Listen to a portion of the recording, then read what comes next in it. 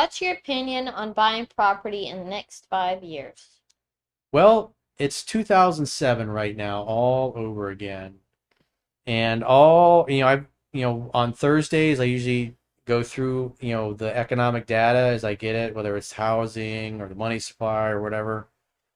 Um, so things are getting worse economically. The money supply has been contracting, and last year or two, it's only been growing at like 4.5%, and it needs to grow at 6% or better. But there's going to be a lot of debt destruction that's going to happen. You're going to see some bank failures, and I wouldn't expect to see that until probably next year. Think of next year, 2026, as kind of being like 2008 all over again. So I would expect some bank failures. Sellers are still pretty stubborn, thinking that, some of them are pulling their properties off the market, thinking they'll just put them back on the market in a few months or next year, and then they'll get their ridiculous high prices. But the median income did not go up. And then plus with the interest rates high, people cannot afford the prices that the sellers are asking for the property. So, like in our area, one of the things that I think we were talking about yesterday was that in Fort Lauderdale, Florida, which is one of the cities in South Florida, the cancellation rate, and so these were people that put a house under contract and then canceled during their inspection period, was 21%. In I think it was Austin, Texas, which was the highest. It was either Austin or Houston.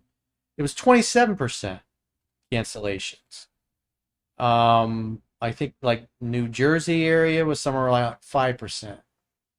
So the reason why you're seeing in Fort Lauderdale 21% of the contracts getting canceled is either the home inspection came back and it needed a lot of work or new roof or this or that, and the seller's like, yeah, we're not going to spend the money doing that.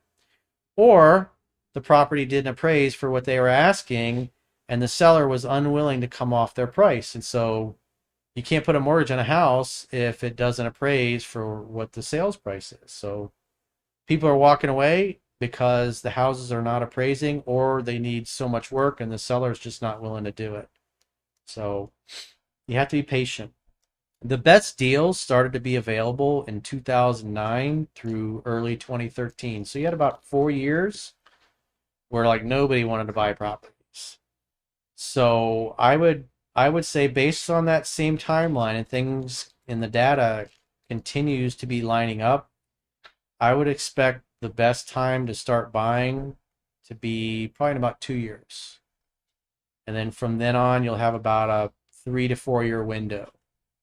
But the other thing we got to consider that we didn't have last time around is there's 18 million baby boomers that are going to basically be downsizing and dying in essence, because they're dying or they're, they want to, a lot of times they get rid of their house because they don't need it. They don't need all that. They don't want to take care of it.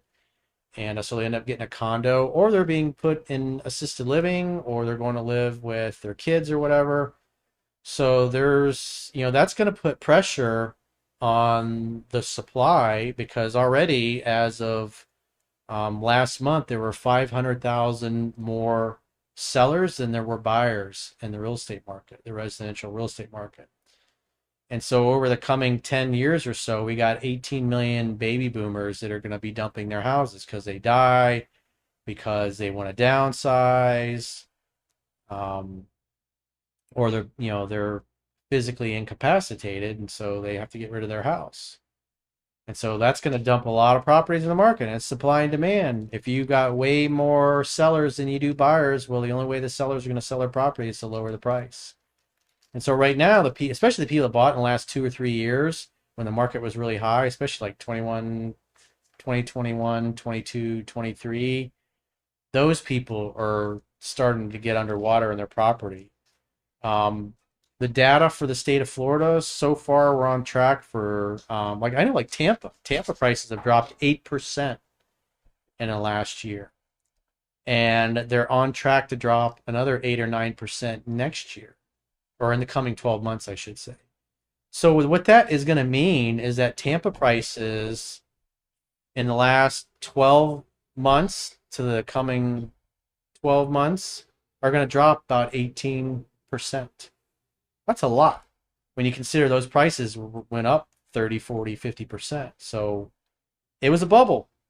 So the market forces that were driving the prices higher are no longer there.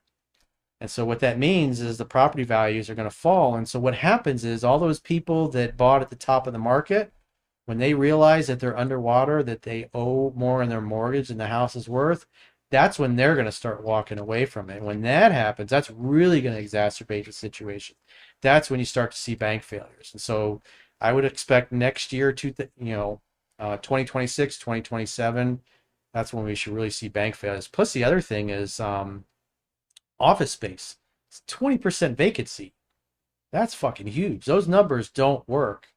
So, the banks that took out loans on those properties, there's going to be a problem. Of course, Trump will get blamed for it all, but um, for those of us that understand the economy and the market and how the system works, I'm excited because there's going to be a lot of deals available in 2 to 3 years. So you guys that are younger or everybody that's impatient and wants to own a house now, you need to fucking cool your jets, save your money, and just relax because time is on your side. So there's an app called the Reventure app. So, because depending on the area, um, you need to see what the data is doing in your city, your neighborhood, wherever it is that you actually want to buy. Because there's some parks like in New York and New Jersey that are still going up in value because there's just not a lot of homes for sale. It's supply and demand. But even California now is the values are starting to drop because you got more sellers than you have buyers. So just be patient, watch the market, go to the Reventure app, and you can always tell what your area that you're interested in is doing. The idea is to buy low, sell high. Right now, you're having deflationary pressure on the prices of homes. And so for people that want to buy, that's a good thing. So just sit back and wait because it will pick up speed when people start short selling their properties when they realize that they're underwater. Everything gets blamed on the evil mortgage brokers and the 80/20 loans and the liar's loans in 2007, 2008. But what really exacerbated the situation and blew it up were the people with good credit and money who walked away from their houses because they were underwater. They didn't want to keep paying on a house where they owed more than what it was worth. Because, I told you the example of my dad. He had to wait 17 years. He bought his condo in 2004, and he wasn't able to sell that thing until early 2022. That's how long it took for the value to come back. So when it comes to real estate and real estate investing, you got to be patient and you got to understand what cycle the market is in.